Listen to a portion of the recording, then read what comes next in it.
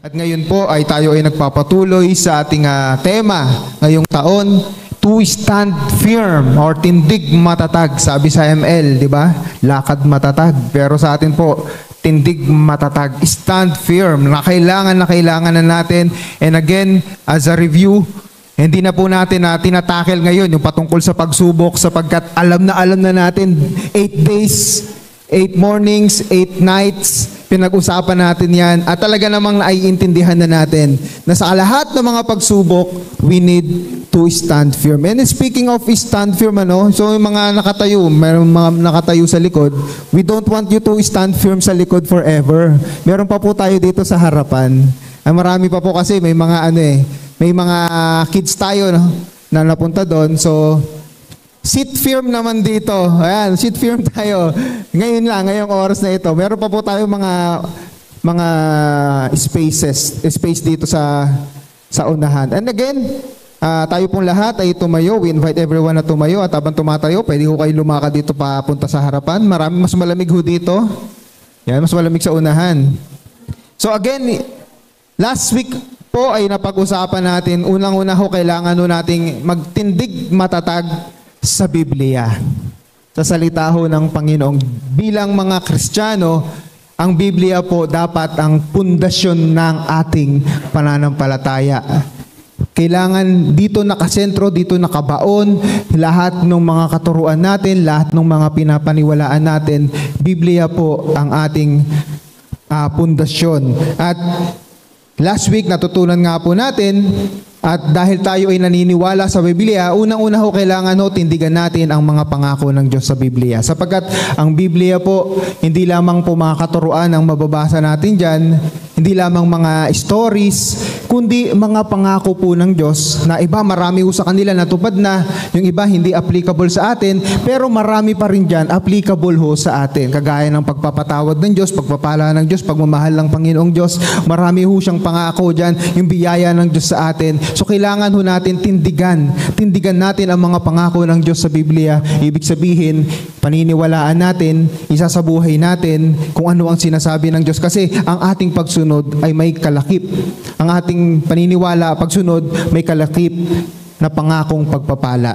At ngayon po, sa tindig matatag sa Biblia, tignan natin yung dalawang bagay, mamaya maiintindihan natin kung ano yung susunod. Bukod sa pagtindig sa pangako ng Diyos sa Biblia, ano pa po yung dalawang bagay na kailangan ho natin tindigan? At yun po yung ating pag-aaralan ngayon. And let us pray. Panginoong Diyos, maraming salamat po sa araw na ito, sa iyong biyaya, araw-araw na nararanasan namin. At ngayong Sunday na ito, sa mga kasama, kapatiran na narito ngayon, nakikinig and even sa online, Lord God, aming panalangin na patuloy na pagkilos po ninyo sa aming puso, isip, maging humble kami sa pakikinig ng iyong salita at sumunod, Panginoong Diyos, at isabuhay kung ano po yung hamon na iniiwan nito sa amin. Inspire us, Holy Spirit, to obey the truth, to obey the teachings of the Bible. Salamat po. In Jesus' name we pray. Amen. Yan, tayo pong lahat ay maaari na pong umupo. At sagutin natin yung katanungan, bakit kailangan nating, bakit kailangan natin tindigan ang sinasabi ng Biblia? Ibig sabihin kung ano yung kanyang mga itinuturo, kung ano ang mga katotohanan na nakasabit nandirito, kailangan natin tindigan. Pag sinabing tindigan, ibig sabihin merong mga opposition. Naniniwala ba kayo? Nararanasan nyo ba yon? May mga opposition. Ibig sabihin, may mga tao na lumalaban na sinasabi nila, hindi totoo ang Bible. Nakamit na ba kayo nan? Yan yung mga panahon na kailangan mong tindigan. May mga nagsasabi, hindi na applicable sa atin yan. So, siyempre, bilang Bible-believing Christian, kailangan natin tindigan. Ibig sabihin, may mga opposition. Hindi natin kailangan i-compromise ang salita ng Diyos. Ngayon, ang tanong, bakit kailangan natin tindigan ang sinasabi ng Biblia? 4 na bagay po. Unang-una po, 1, 2, 3, go. Dahil dumating na ang panahon na yan, hindi napapakinggan ang wastong katuruan. Napakarami na pong teachings. Nakakalito na minsan, ano ba talaga yung susundin natin? Iba't ibang religion, iba't ibang mga... Kaya minsan sabi nila, hindi naman totoo Bible ba't hindi kayo nagkakaisa? Ba't iba-iba? Actually, kung ganyan kung ganyan ang paniniwala natin, wala na pong totoong religion. Ano man kasi kahit sa Islam, kahit sa Catholicism, may mga iba't ibang variations sila ng mga teachings. Hindi na natin idedetalye yan. Pero nangyayari talaga yan kasi yung mga personal, 'di ba, na paniniwala. Halimbawa sa Christianity, if you are familiar with the Calvinism, yung Arminianism ba tawag doon? So napakarami. Ano ba yung paniniwalaan mo? Pero minsan minor na lang yan, sige pagbibigyan mo. Pero merong mga talagang katuruan na hindi wasto. At yun yung mamaya titignan nating halimbawa. Pangalawa, bakit o kailangan natin tindigan ang sinasabi ng Biblia? Dahil dumating na ang panahon na makikinig na lamang sa mga bulaang guro. Later on, basahin natin yung verse. May verse yan. Pangatlo, yan. Dahil dumating na ang panahon na hindi na papakinggan ang katotohanan. Pang-apat, dahil dumating na ang panahon na yan. Asan ho natin mababasa to? Sa 2 Timothy chapter 4, verses 3 and 4. Sapagkat darating ang panahon. Yan ang sabi ni Pablo. At ang sabi natin kanina, dumating na ang panahon. Ito na yung panahon na yon. Sapagkat darating na ang panahon, hindi na sila makikinig sa wastong katuruan. Ano yung sinasabi dito ni Pablo? Sabi ni Pablo kay Timothy 1, na inaatasan kita sa ngalan ng Diyos, sa ngalan ni Jesus, preach the word, di ba? Teach, reprove, rebuke, exhort with great patience and instruction. Yung sinasabi ng, yun yung nasa verses 1 and 2. Tapos sabi dito, bakit mo kailangan gawin yun? Kasi darating yung panahon na hindi na sila makikinig sa wastong katuruan. Tapos sa susunod, sa halip, susundin nila ang kanilang hilig, maghahanap sila ng mga tagapagturo na walang ituturo kundi ibig lamang nilang marinig. Nagigets yun? Ayoko dyan sa church na yan, yung pastor na yan, kung ano-ano yung pinagsasabi. Nakakasakit ng damdamin. Actually, pastors, the preachers are not called to please the listeners. We are called to teach the truth. And the truth, anong karugtong? The truth? Di ba yung letter H, the truth hurts. Ang katotohanan, nakakasakit. Di ba? So ngayon, sinasabi ni Pablo dito, darating yung panahon dahil nasasaktan sila, ayaw na nila makinig sa mga ngaral na yun. Nakakasakit. So ngayon, pupunta sila kung saan tutugma sa kanilang paniniwala. Sabi pa po dito sa verse 4, hindi na sila makikinig sa katotohanan. Sa halip ay ibabaling ang kanilang pansin sa mga kathang-isip. Dahil ayaw nilang marinig ang katotohanan, anong gagawin nila? Doon sila sa mga kathang-isip, mga imbento na wala namang na hindi naman sinasabi sa Biblia. And again, sinabi natin kanina, kailangan natin tindigan ang Biblia. Kung ano ang sinasabi ng Biblia, ito yung ating paniniwalaan, ito yung ating tatayuan. We will stand firm on it. Kasi yun nga, hindi na makikinig ang mga tao sa wastong katuruan, makikinig na lamang sa katang-isip, ay hindi na nila paniniwalaan ang katotohanan. Kaya ho, ang hamon sa atin ay dalawang bagay, tindig matatag sa Biblia, letter B. 1, 2, 3, go! Ano ho ang kalaban ng katotohanan? Kasinungalingan. At napakarami hong kasinungalingan sa buong mundo ngayon. Dito na lang ho sa Pilipinas, left and right. Magbibigay lang tayo ng dalawang halimbawa. No? Kasi mauubos po yung oras natin kung kukuha tayo ng napakaraming halimbawa. Pero kumuha tayo ng mga, kumbaga, trending ngayon sa panahon natin. Ano ho ba ang katotohanan? Yung unang-una ho, tungkol ho sa kasarian. Ito po, laganap na laganap ito. Ano ho ba ang sinasabi ng Biblia? Kasi sabi natin, kailangan natin tindigan ang katotohanan. Kailangan natin tindigan ang katotohanan sa Biblia. Ano po ba yung sinasabing katotohanan? Para malaman natin, alaman muna natin yung mga katang-isip tungkol sa kasarian. Pag sinabi natin katang-isip, di ba kanina? Yung mga invento lang sa isip. So wala namang basehan. Ito po yung mga katang-isip tungkol ho sa kasarian na maririnig natin patungkol ho dito sa kasarian. Usong-uso ho ito, no? Yung gay, lesbian. So again, lilinawin po natin, no? We are not discriminating. And later on, malalaman natin bakit natin ito tinuturo. sa bandang dulo. But just be patient. Kasi may purpose ito eh. Just not to discriminate, to hurt this specific group of people. Kasi meron hong mangyayari pag hindi ho tayo makikinig. So ito ho, ano yung mga katang isip? Ito yung kadalasan na naririnig. Magbigay lang tayo ng tatlo. Sabi ho dito, I am a woman in a man's body. Narinig yun na ba to? Ako naniniwala ako ay sabi doon, ako ay babae nasa katawan lang ng lalaki. Sabing ganoon. Parang may chance. Ano po ako, secured po ako, no? Secured ako sa aking kasarian. So yun po yung unang-unang sinasabi nila. Na para bang sinasabi nila na nagkakamali ang Diyos. 'Di ba? Yun yung pag sinasabi mo, I am a woman in man's body, ibig sabihin nagkakamali ang Diyos. Pangalawa, ito po yung mga common. I am homosexual and I was born this way. At yun po yung message nung kantang ni born this way. Yun lang po alam ko eh. Anong kanta yun? Basta born this way. Not on the right track, born this way. Di ko alam yung lyrics. Yun lang yung naalala ko, di ba, pag kumakanta yung mga bata. So yun po yung message nun. Promoting LGBTQIA+. Ang dami na po ngayon eh, di ba? Meron binary, non-binary, napakarami na po. Alam niyo sa Amerika, hindi ka na basta-basta pwede tumawag ng he, she. Kailangan they, kahit mag-isa. Alam niyo po ba 'yon? Tatawagin yung they kasi ayaw mo maka-offend. Tapos ito pa po yung mga katang isip.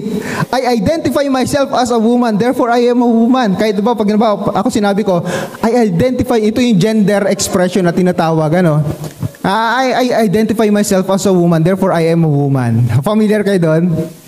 Ako, tingin ko babae ako eh. So babae ako. So ganun. So dapat, kaya ito po yung naging trending. Tingnan natin, magbibigay tayo ng tatlong nangyari talaga. Dito po sa United States of America, si Nancy Mace po, isa po siyang kongresista. Ang sinasabi niya, boys don't belong in the girls' sports or locker rooms. Actually, maganda yung speech niya. Kasi sabi niya, sa Amerika ho kasi, ang mga bakla, pwede nang pumasok sa CR, sa locker room ng mga babae. Ang sabi niya, hindi kami papayag. Kasi delikado yung kalagayan ng mga kababaihan. Kasi merong mga cases sa Amerika, mga nagpapanggap. So ngayon, meron mga napapahamak. Alam niyo yun? Yung magpapanggap silang mga bakla para maka-chancing or sexual abuse. Nangyayari po yan sa Amerika. So sabi ni Nancy Mace, ayaw namin yung mga anak namin maranasan yung ganyan. Ito po'y debate pa rin. Debate ho sa Amerika at marami hong kahit sa mga eskwelahan. Tapos, gaano pa po kadelikado yung ganitong paniniwala natin. Ito po yung nangyari dito ho sa Pilipinas. Tingnan natin, next slide. Familiar kayo dyan? Wag mo akong tawaging sir. Tawagin mo akong ma'am. Familiar kayo dito? Kasi, gusto niyang... Kasi yun yung sinasabi natin, I identify myself as a woman, therefore I am a woman. Parang may future talaga, no? Babae ako. Tawagin mo akong ma'am. Na ang tingin niya, binabastos siya. Yung tawagin ka lang sir, respeto na yun eh. Pangalawa, paniniwala mo, paano yung paniniwala namin? Di ba? Ibabaliin naman natin yung paniniwala namin. Ganito ho kadelikado yung Soggy Bill. Matatanggalan ho tayo ng karapatan. Sa ibang bansa ho, may mga pastor na nakukulong. Bakit? Ayaw na lang ikasal yung LGBT. Yung karapatan ng pastor na wala. Kasi, paparehong lalaki, syempre, pastor yan. Ayaw niyang ikasal. Meron hong nakukulong. Meron hong nagpipreach about dito. Nakukulong din. Mga ilang araw. So, ito ho, ganito ho kadelikado. Ganito ho yung mga kathang isip na pumapasok. And again, we are not discriminating. We are just telling the truth and the dangers of this ideology. Ito ho, no? Ito, meron pang ako napanood si Matt Walsh. Kung familiar kayo sa mga debate, ang ganda ho ng kanyang ang ganda. Kasi, ito po, EMT siya. Ibig sabihin, nasa medical field yung kadebate ni Matt Walsh. Si Matt Walsh po yung may balbas. Diba sabi ng lalaki, babae ako, identify myself as a woman, naniniwala yung mga kasama ko, ganyan-ganyan. Tapos ang sabi ni Matt Walsh, sandali lang, di ba sabi mo EMT ka? Ibig sabihin sa mga, paano kung may emergency? Merong isang bakla, ang sabi niya, ay gamitin niyo ako. Tapos sinabi niya, anong kaso? Manganganak na ako. Ano magiging reaction mo? Di makapagsalita.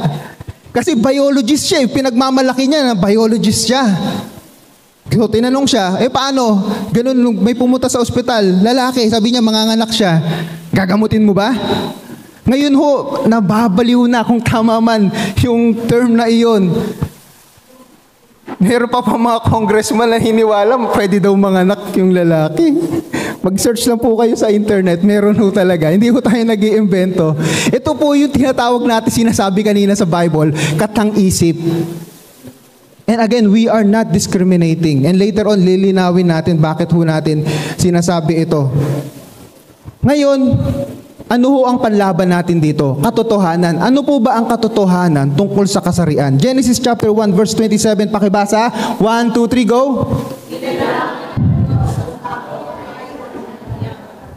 Sila'y kanyang nilalang na isang male and female. Malinaw ho sa Bible. Again, sabi natin kanina, ang Biblia po ang tatayuan natin. Sinabi, lalaki at babae lang. Huwag na nating baluktutin. Tapos ang usapan. Ngayon, sabi natin kanina, we are not discriminating. Bakit nakakapanakit tayo? Yes, because we need to tell the truth. Ano ba ang katotohanan?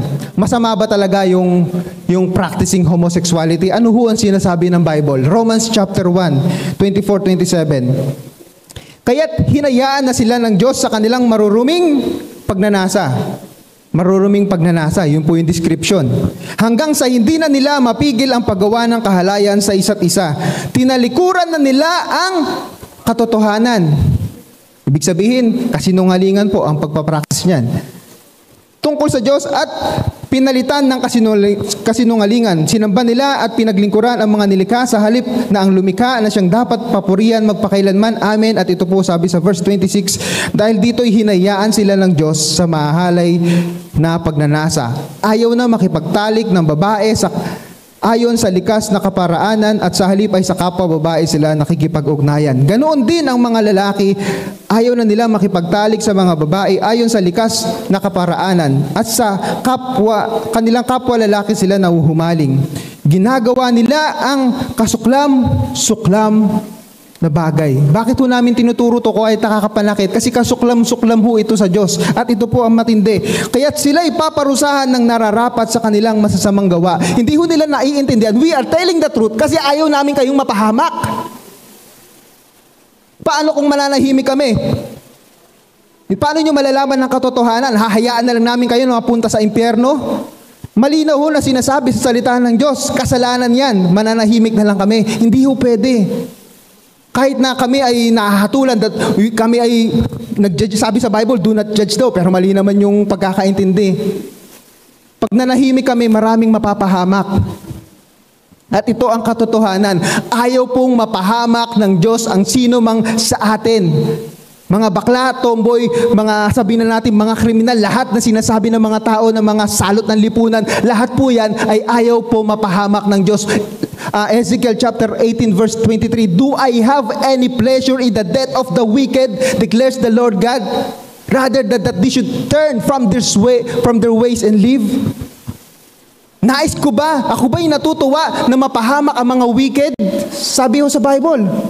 Sabi ng Diyos. Hindi ho natutuwa ang Diyos pag may napapahamak kahit gaano man kasama yan. Kaya ho merong Jesus na namatay para maligtas tayo, baguhin ang ating buhay, baguhin ang direksyon ng ating buhay. At ito po ang dahilan kung bakit namin itinuturo ito kahit nakakasakit ito ng damdamin. Kasi ayaw naming mapahamak ang lahat ng kaluluwa, including the LGBT community. Makinig lamang po kayo sa internet, marami hong mga nagbago na ang buhay. Meron na nga, naputulan na eh.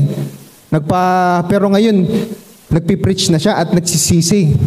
Physical lang yan, ang importante kaluluwa natin. We are not discriminating these people. Gusto namin marinig nyo ang katotohanan. Wala ho itong kaibahan sa ibang klase pa ng kasalanan. Malinaw ho na sinasabi sa Biblia na isa lang suwayin mong kasalanan, lahat, sinuway mo na. And even lahat ho tayo dito, makasalanan tayong lahat. It's only by the grace of God. But yung grace of God, malinaw na mararanasan natin yan if we will respond to the call of the Lord Jesus Christ to repent and surrender our lives to Him. Malinaw po? Ngayon, tignan pa natin yung mga katang isip. Ito po tungkol sa fetus, lumalaganap na rin to buti dito sa Pilipinas ay hindi pa naman ito talagang hindi pa naman ito pinagdidebatihan, pero sa Amerika ho, ito po yung mga katang isip, a fetus is not a baby, it's just a cell, tissue or membrane, so, ganyan. Tapos may body, may choice. Fetus is part of my body. Ito po yung mga naniniwala sa abortion. Ang fetus, hindi yan baby, tissue lang yan, ganyan, part lang siya ng katawan ko. At nakakalungkot po sa United States of America, yan next slide, yan po mga legal na po yung legal po yung mga nasa kulay green, legal po yung abortion, pero dito sa mga kulay pula, may mga certain period lang kung hanggang saan. Pag 6 weeks, hindi ka na pwedeng magpa-abort, pero nakakalungkot, meron pong pumapayag, 3rd sem, abortion. Bata na po yun eh. Ito po yung itsura ng baby sa loob. Alam niyo po ba kung paano ginagawa ang abortion? Gusto ko sana ipanood, kaso nga lang baka hindi niyo kayanin eh. Napaka-brutal po. Sige, kwento ko na lang. Meron pong vacuum na ipinapasok sa babae. Kukunin yung, sisip-sipin yung panubigan. Umiiyak na yung bata nun. Tapos kukuha sila ng tong. Iisa-isahin po yun pag pipira-pirasuhin. Ganun po ang ginagawa. Just imagine kung ikaw yung bata na yon, umiiyak. Tapos sisiguraduhin nila, nakalatag yung mesa dyan, nilalagyanan, kailangan kompleto yung body parts. China-chop-chop po yung bata. Ganito po yung ginagawa, yung kasamaan nangyayari. Pero sabi nila, di pa naman daw bata yan. Pero ano ba katotohanan tungkol sa fetus? Ang fetus may sariling buhay, may sariling puso, tumitibok, at may sarili pong katawan. Sa katunayan, ang fetus po ay ibig sabihin ay anak, mula sa Latin word.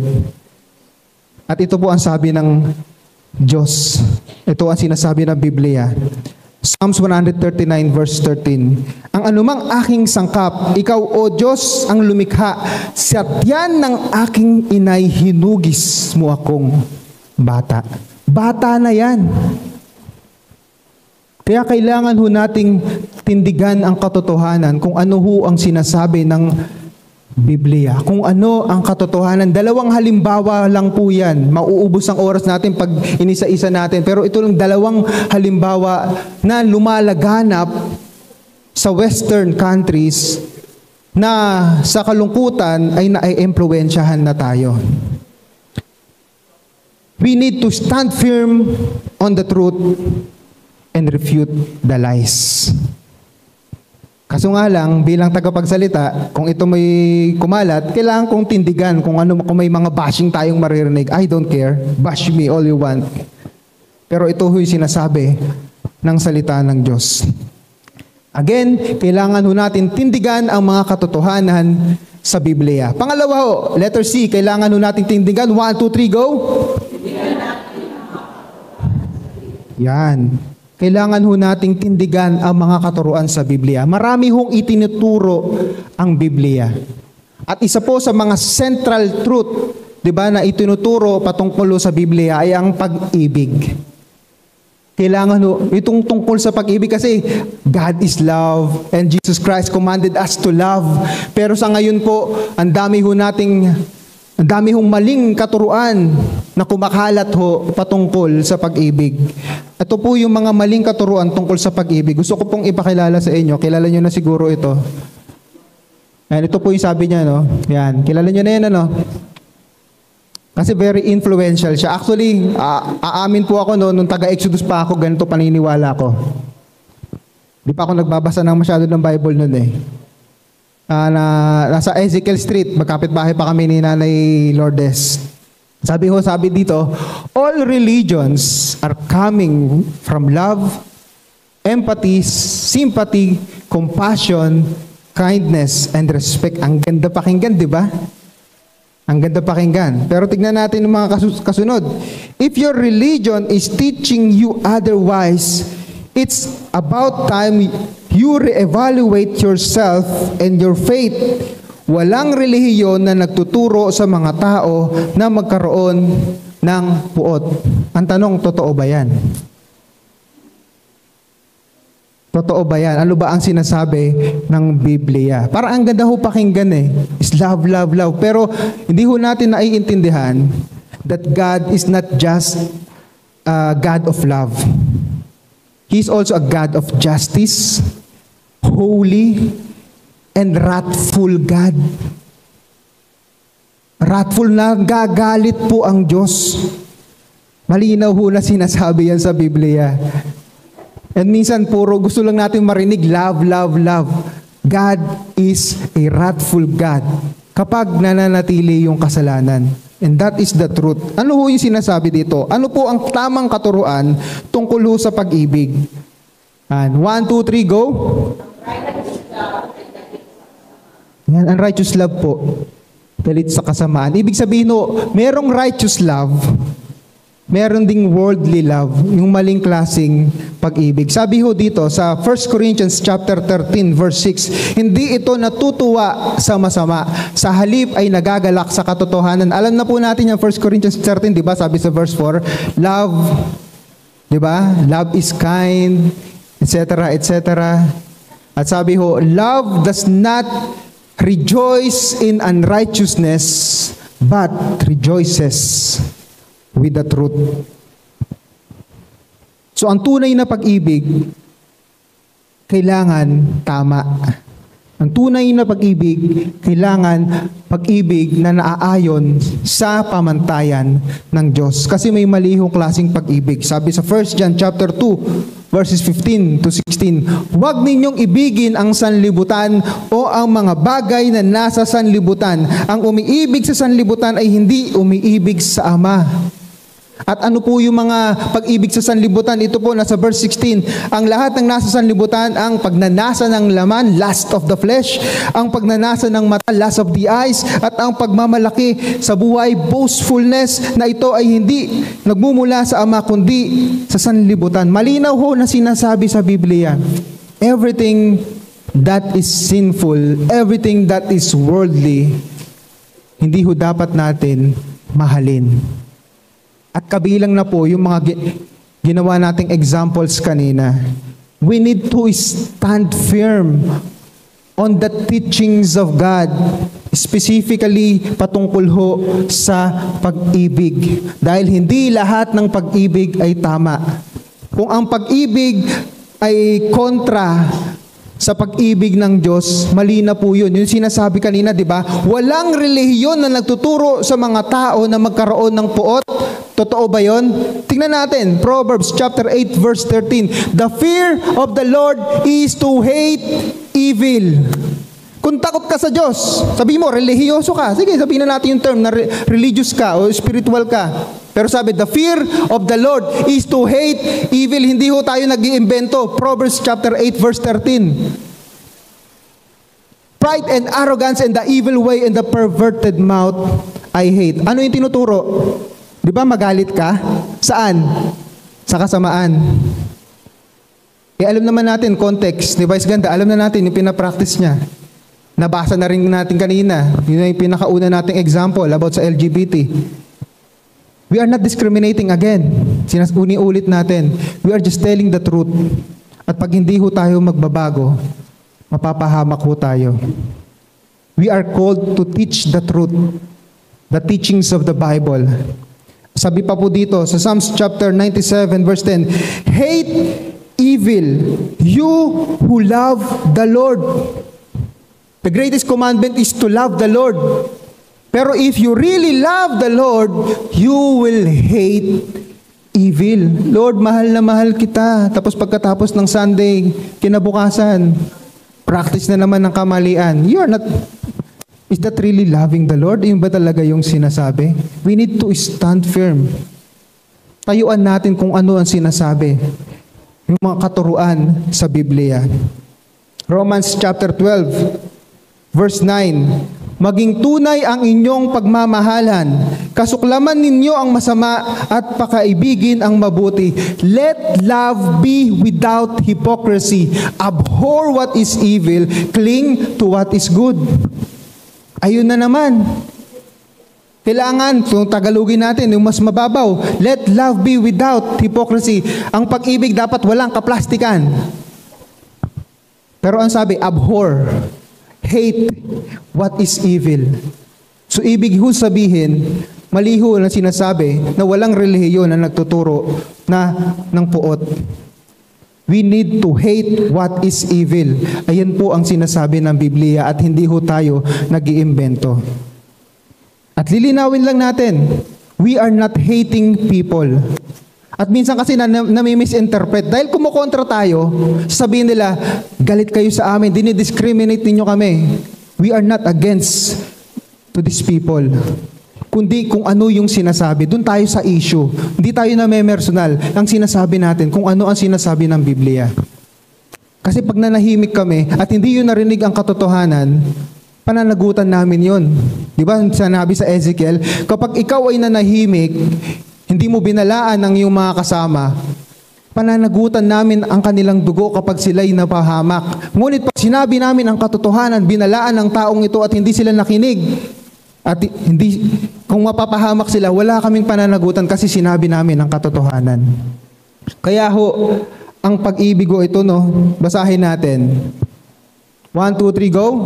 If this love teaches you to tolerate or practice sin, that is not that God teaches. That is worldly love. Again, nagkakaroon na ng contrast. Righteous love and worldly love. Na sinasabi sa 1 John chapter 2, verse 15. Kung paanong sinasabi sa John chapter 7, merong righteous judgment, di ba? Ganon din, meron ding righteous love. At ito ho ang kailangan nating tayuan, ang katotohanan. At ngayon po, magbigay tayo ng isa pang example patungkol ho sa katuruan. Kailangan natin tindigan ang katuruan sa Biblia. Ito po yung kumakalat ngayon, kailangan nating ituwid. Tungkol ho kay Yahweh. Ito po yung nakakalungkot, medyo yung mga nakakaalam na. Ako ho talaga nalungkot dito. Pero ano po yung mga katuruan na kumakalat ngayon? Ito po yung kumakalat na katuruan. Unang-una sabi ho, mga maling katuruan tungkol kay Yahweh, sabi si Yahweh po ay masama. Narinig yun na yan? Ito pa yung mga kumakalat. Si Yahweh ay hindi ama ni Jesus, kundi si Elyon.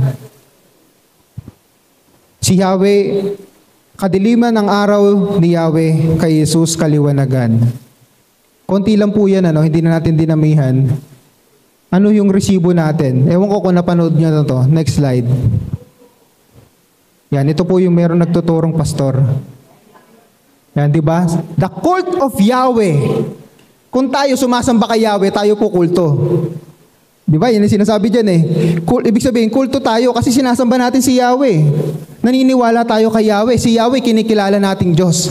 Pero sabi ho ng nagtuturong ito, the cult of Yahweh, sige, balik pa tayo, was instituted and imposed featuring and promoting worship, non-stop aroma offering, harsh laws, and cruel punishment. Hindi na iintindihan kung bakit merong mga ganong kautusan sa Old Testament. Unang-una, wala pa po si Lord Jesus Christ. Kailangan magkaroon ng pansamantalang offering hanggang dumating yung tamang panahon na hindi nakakailanganin ng offering. Kaya sinabi sa Hebrews chapter 9 verse 15, Jesus is the mediator of the new covenant. Bakit? Hindi na kailangan pumatay ng hayop kasi si Jesus na ang namatay. Kung noong unang panahon, mapamatay ka sa kabanalan ng Diyos dahil meron lang si Jesus, na si Jesus ang naghirap, siya ang namatay para sa atin, hindi na tulad ng Old Testament.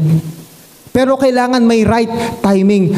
Noong wala pa si Lord Jesus Christ in physical body, kailangan meron pa muna yon kasi kailangan merong mamatay. Ang mga hayop ang nagsasakripisyo. For the wages of sin is death. Naiintindihan na natin yan. Kaya may mga nagkakaroon ng offering. Imbis na yung tao mamatay, yung hayop ang pinapatay. Naiintindihan ba natin? Pinapakita lang sa atin ng Diyos kung gaano katindi yung epekto ng kasalanan sa atin. At minsan sa atin parang wala lang. Mapagpatawad naman ng Diyos. Hindi natin naintindihan yung kalaliman, yung grabing epekto ng kasalanan. Pero sa bawat paggawa ng kasalanan, kailangan merong mamatay. At yun po yung sa Old Testament. At yung New Testament, dahil dumating na si Jesus, hindi na natin kailangan yun. At hindi ho natin kailangan pag-awayin si Jesus at si Yahweh. Ito pa po, sabi dito, Yahweh's characteristic. Yan, sinungaling, murderous, cheater, not omniscient, not omnipresent. Basahin nyo na lang, kita nyo naman.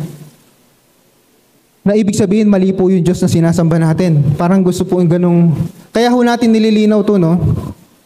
Actually, meron pa nga sana akong sample dito kasi baka parang matindi yung salita. Kasi pinagpipray ko, Lord, kailangan ko bang ano yun to? Naghahanap ako sa Bible na si Paul po, he was calling out mga certain individual. Balikan lang natin. No? Na-miss ko to eh. Sa New Testament po, sa Timothy, tinawag niya sila Demas, Hymenaeus, Alexander, tapos sila Philetus. Mga nasa sulat po ni Pablo yan sa Timothy. Kinall out niya kasi nagtuturo ng mali, tumalikod sa Diyos. So calling out po is biblical din. Para ho malaman natin yung katotohanan. Yun, sige, continue na tayo. At ito pa po yung pinakamatinding kasinungalingan. Ito, nalungkot po talaga ako dito. Sa next slide. Ito po, no, kamusta ang Israel bago dumating si Jesus? Kilala nyo na to, nung pastor na ito. At ako po ay nakikinig sa kanya nung bago pa lamang akong Kristiyano. Actually, siya yung una kong nakilala na Christian personality, the DCAS. Patuloy na ipanalangin natin kasi may pag-uusap na po sila ayon sa aking source. Wow, may source. may kausap tayo na sabi niya, hindi pa naman daw siya sigurado. Sabi niya, kaso itinuro na. Bakit ano po yung tinuturo niya? Sabi dito, Amos 5:18, kahabag-habag kayo na naghihintay sa pagdating ng araw ni Yahweh. Iyon ay magiging araw ng kadiliman, hindi ng kaliwanagan. Ang punto niya po, si Jesus, liwanag. I am the light. Pero sabi, kaya daw si Yahweh ay hindi ama ni Jesus kasi kadiliman ng araw ni Yahweh. Totoo naman, sinabi naman dyan eh. Pero ano ba yung context? Sabi po sa Zephaniah chapter 1 verse 14-15, malapit na ang araw ni Yahweh. Yun ay araw ng puot, ligalig at dalamhati, araw ng pagkasira at pagkawasak, araw ng kadiliman at kalungkutan, araw ng maitim at makakapal na ulap. Pag yan lang yung binasa natin, totoo. And again, when we read the Bible, huwag tayong magbabasa ng verse lang. Basahin natin yung buo. Ano po ba yung sinasabi? Ano po ba yung tamang katuruan kay Yahweh? Unang-una ho, no? Ang Elyon ay isa lamang sa mga titulo ni Yahweh. Elyon. Ano po ba ibig sabihin ng Elyon? Most High. Sabi o Psalms chapter 83 verse 18, that they may know that you alone whose name is the Lord. Ang Lord po, pag may nabasa kayong Lord sa Old Testament na capital L, capital O, capital R, capital D, sa Tagalog po yan, Yahweh.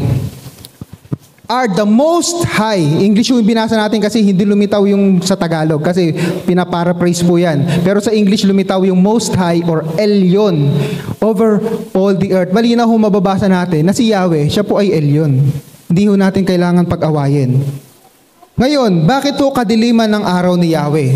Intindihin natin yung sinasabi kanina. Ano yung naunang verse? Sabi doon sa Amos chapter 5 verses 14-15, gawin mo ang matuwid, hindi ang masama upang ikaw ay mabuhay. Sa gayon, sa iyo si Yahweh, ang Diyos na makapangyarihan sa lahat tulad ng sinasabi mo. Kamuhian mo ang masama, ibigin ang mabuti, pairalin mo sa mga hukuman ang katarungan, baka sakaling kahabagan ni Yahweh ang matitirang buhay sa lahi ni Jose. Totoo naman, sa mga taong hindi nagsisisi, sa mga taong nananatili sa pamumuhay sa kasalanan, kadiliman po ang araw ni Yahweh. Pero kapag tayo ay tumalikod sa kasalanan, lumapit sa ating Diyos, kahahabagan ni Yahweh ang sino man sa atin. Ito po ang katotohanan. Si Yahweh po ay Diyos ng kaliwanagan. Pero bakit siya tinawag na kadiliman? Kasi wala ka ng Diyos eh. Di ba? Ewan ko kung familiar kayo sa Facebook, di ba? Merong si Albert Einstein daw, di ko alam kung totoo yun. Sabi, there is no darkness. Darkness is just the absence of light. Sa madaling salita, without God, there is no light. Ganun lang yun. Kung wala pong Diyos sa buhay natin, talagang madilim po ang buhay natin. Sabi pa po sa Zephaniah, balikan natin yung Zephaniah kanina.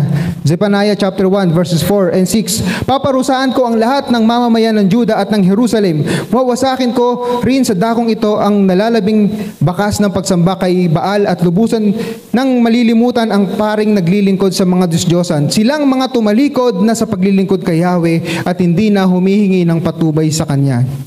Kadiliman po ang mararanasan talaga, kaparusahan ang mararanasan kung tayo ay tatalikod sa Diyos at hindi magsisisi. Pero ano ang kailangan natin gawin para maranasan natin ang kaliwanagan ng Diyos?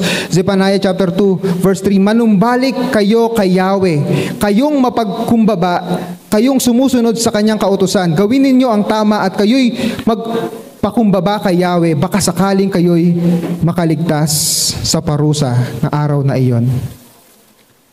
Yan lamang po yung ilan sa mga halimbawa na kailangan nating tayuan. At ito nga po yung katuruan po tungkol kay Yahweh. Kapag may narinig ho kayo na nagsasabi na si Yahweh ay masama, actually meron pa kayong maririnig. We are not exaggerating. Meron pa nagtuturo na si Yahweh at Satanas ay iisa lang. Ewan ko, narinig nyo na ba yun? Si Pastor Adel, narinig niya na. Meron ho, mari-research nyo yan. Ngayon, matitigatig kayo, bakit sinasamba namin si Yahweh? Kaya napakahalaga ho, titindigan natin ang katotohanan. Titindigan natin kung ano ang katuruan ng Biblia. Kasi napakarami ho nagtuturo ng kamalian. Ngayon, ang tanong ho, paano ko titindigan ang Biblia? Number 1. 1, 2, 3, go. Magpatuloy sa mga aral nito. Ibig sabihin, kailangan mag-aral tayo. At isinasabuhay natin. And again, we are inviting everyone sa September ng ating discipleship. Kasi pag wala tayong discipleship, we will not grow. That is the purpose, di ba? Ito yung malinaw na utos ni Jesus sa atin. Evangelize and make disciples. At ang pagiging disipulo po, hindi ho yan nagtatapos. Hindi lang yan pag-attend sa church. Ang pagiging disciple po ni Jesus Christ, lifestyle yan. At para matuto tayo, kailangan natin umaattend tayo ng discipleship class. So, sana sa susunod na buwan, sama-sama ho tayo mag-aral. Pangalawa ho, paano natin titindigan ang Biblia? 1, 2, 3, go! Yan, matibay na paniwalaan ito.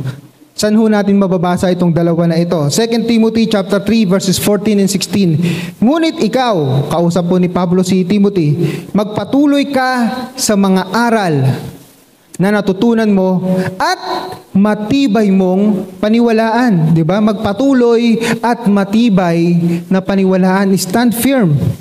Sapagkat kilala mo ang mga nagturo nito sa iyo.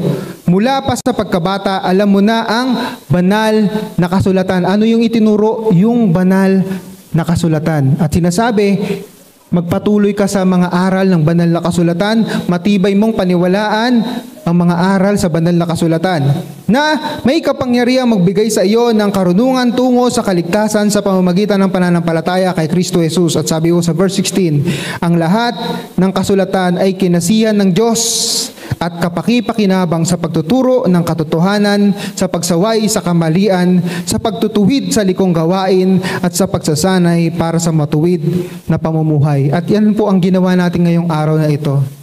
Diba? May mga kasinungalingan, may mga kamalian tayong hin-highlight para ma-highlight ko kung ano ang totoo, kung ano talaga ang itinuturo ng Diyos sa Biblia.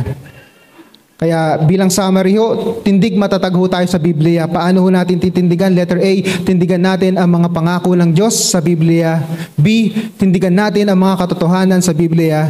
C, tindigan natin ang mga katuruan sa Biblia. At paano natin titindigan? Magpatuloy tayo sa mga aral nito at matibay na paniwalaan nito. Tayo pong lahat ay tumayo. So while the band is preparing, nais ko pong share sa inyo yung Galatians chapter 1. Verse 6, 7, and 8. Sabi ho dito, no? Nagtataka ako kung bakit kay dali ninyong tumalikod sa Diyos na tumawag sa inyo sa pamamagitan ng kagandahang loob ni Kristo. At kayo'y bumaling agad sa ibang magandang balita. There is a clear warning sinasabi dito. Kailangan ho natin mag-aral ng Biblia. Hindi ho natin kailangang aralin yung mga mali. Kasi pag alam mo ang totoo, hindi ka maliligaw ng kamalian. Hindi mo kailangang aralin kung ano ang mga kasinungalingan. Kasi kung alam mo ang totoo, hindi ka basta-basta maniniwala sa kasinungalingan. Sabi ko sa verse 7, ang totoo'y wala namang ibang magandang balita. Kaya nga lamang may mga nanggugulo sa inyo at nagsisikap na baguhin ang magandang balita ni Kristo. Huwag ho nating babaguhin kung ano ho ang sinasabi ng Biblia. Sapagkat sabi ko sa verse 8, subalit kami o isang anghel mula sa langit ang mangaral sa inyo ng magandang balita na iba sa ipinangaral namin sa inyo, parusahan nawa siya ng Diyos. Parusahan nawa ng Diyos. Yan ang sabi ni Pablo, na sino man nababaguhin kung ano ang sinasabi ng Biblia. We need to stand firm on the truth and the teachings of the Bible. Paniwalaan natin ito, mamuhay tayo dito. Upang maging matatag ang ating pananampalataya, ang sikreto ho, tindigan natin kung ano ang sinasabi ng Biblia. Hindi tayo mabibiktima ng kasinungalingan. Hindi tayo magpapadalos-dalos, madaling maniniwala.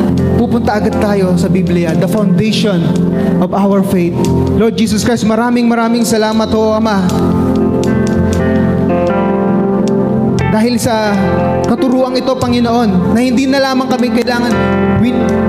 kami mag-i-stand firm laban sa mga pagsubok, kundi we need to stand firm kung ano po yung tinuturo, kung ano ang katotohanan sa Biblia. Panginoong Diyos, tulungan niyo po kami na hindi mailigaw ng mga maling katuruan. Tulungan niyo po kami, Banal na Espiritu, na kami, Panginoon, ay hindi mailigaw ng mga kathang isip, mga aral na kumukontra sa iyong salita. Panginoong Diyos, we need to grow in your word. Help us, teach us, Holy Spirit, because this is your promise, Lord God, that the Holy Spirit will teach us, will remind us all about these things. Maraming salamat po, Lord God, and we will stand firm on the firm foundation of your word. We will stand firm in the name of the Lord Jesus Christ, and everybody say, Amen. Hallelujah. We worship you, Lord God. Yes, Lord God, Jesus, you're my firm foundation. Jesus, you're my firm foundation. I know I can stand secure. Jesus, you're my firm foundation. I put my hope in your holy word. I put my hope in your holy word. Jesus, you're my firm foundation. I know I can stand secure. Jesus, you're my firm foundation. I put my hope in your holy word. I put my hope in your holy word. I have a living hope. I have a living hope. I have a future. I have a future. God has a plan for me. Of this I'm sure. Of this I'm sure. Jesus, you're my firm foundation. I know I can stand secure. Jesus, you're my firm foundation. I put my hope in your holy word. I put my hope in your holy word. Your word is faithful. Your word is faithful. Mighty in power. Mighty in power. God will deliver me. God has delivered me. Of this I'm sure. Of this I'm sure. Jesus, you're my firm foundation. I know I can stand secure. Jesus, you're my firm foundation. I put my hope in your holy word.